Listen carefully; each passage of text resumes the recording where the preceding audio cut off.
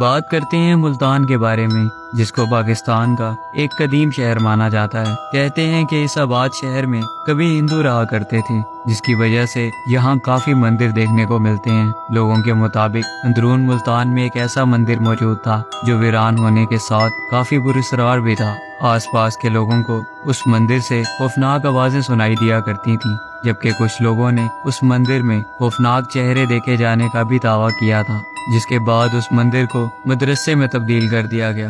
شہر ملتان کو اولیاء کا شہر بھی کہا جاتا ہے۔ وہاں حضرت یوسف گردیزی رحمت اللہ علیہ کا مزار بھی موجود ہے۔